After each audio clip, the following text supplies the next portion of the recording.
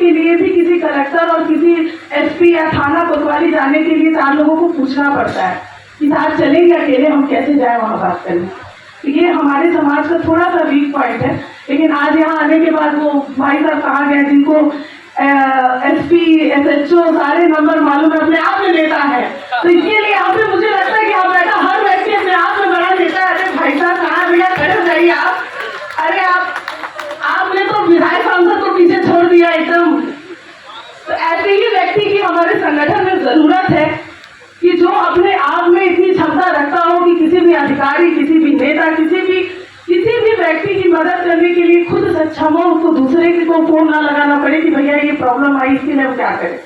आपके क्षेत्र में कोई आपका साथी टिकट नहीं पाया हो, आप अपने क्षेत्र में भी अपने वजन को कायम रखिए, मगर उसमें से कुछ समय निकाल के उनके भी क्षेत्र में जाकर उनके मनोबल को बढ़ाने का काम करिए। मैं आज के इस अवसर पे मैं धन्यवाद देना चाहता हूं इस मंच के सामने उपस्थित सभी अपने सम्मानित अपने स्वजनती भाइयों का जो दूर दराज के इलाके से चलकर आए हैं। मैं देख रहा हूं कि मेरे सगे साड़ू भाई भी आग पे देवरिया से चलकर आए हैं, मैं उनको भी देख रहा हूं। मैं आज के इस अवसर पे मैं युवा मंच के समय तमाम साथियों का, जिन लोगों ने आज के इस कार्यक्रम का आयोजन किया और बड़ी तन्मयता के साथ आयोजन किया, मैं आप सभी का हार्दिक अभिनंदन, स्वागत, वंदन करते हुए अपनी वाणी को विराम देता हूँ। जय हिंद, जय भारत।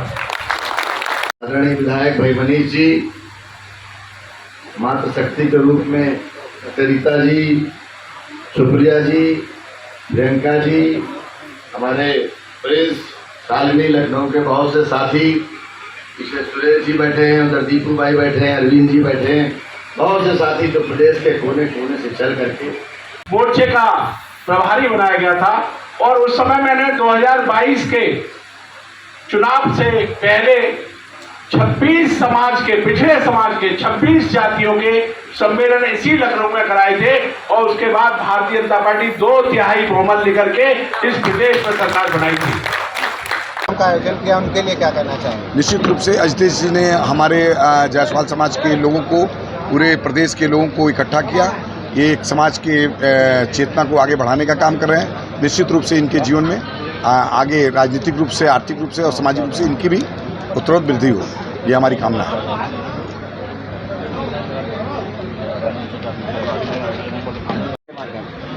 बहुत अच्छा कार्यक्रम है समाज को जोड़ने के लिए जो उन्होंने आह्वान किया है, और वास्तव में उन्होंने समाज के लोगों को बुलाया। यहाँ पूरे प्रदेश के लोग आए हुए, इतनी बरसात हो रही है, सब कुछ है, उसके बाद भी लोग रात रात चल करके यहाँ तक पहुँचे।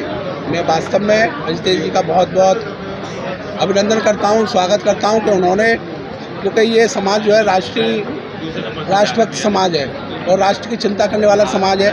और समाज के लोगों को क्यों एकत्रित किया जाए, राष्ट्र के प्रति समर्पित किया जाए, उसके लिए उन्होंने ये कार्यक्रम किया। मैं उनके लिए बहुत बहुत बधाई देता हूँ, शुभकामनाएं देता हूँ। करना चाहते हैं सामाजिक दृष्टि से भी, राजनीतिक दृष्टि से भी।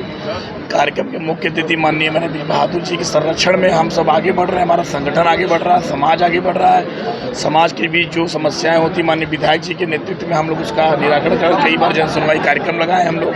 तो हम लोग एक तरह से सामाजिक चेतना का कार्यक्रम चला रहे हैं समाज में, पिछले 9 साल 10 साल से चल रहा है। सामाजिक चेतना के साथ सामाजिक एकता के भी हम लोग संघर्ष कर रहे हैं कि हमारे समाज के लोग एकजुट हो, एक मंच पे आए।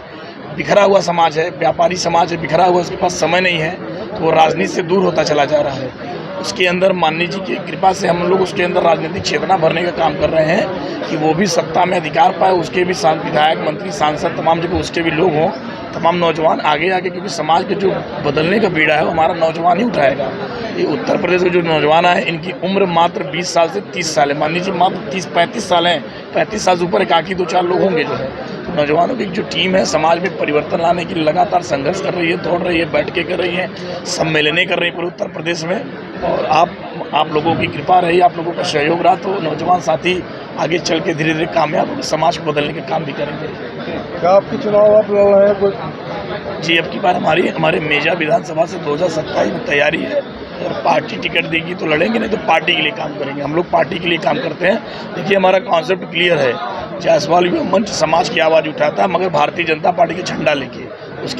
उसके अंदर कोई किसी प्रकार का फ्रॉडगिरी नहीं है, जो है क्लियर है। बहुत लोग ऐसे कहते हैं आप इस दल में उस दल में, मानते कि भारतीय जनता पार्टी के साथ है, मोदी जी के नेतृत्व के साथ है, योगी जी नेतृत्व के साथ है, उसी में उनके साथ रह के अपने समाज को बढ़ाने के लिए हम लोग प्रयास करते हैं।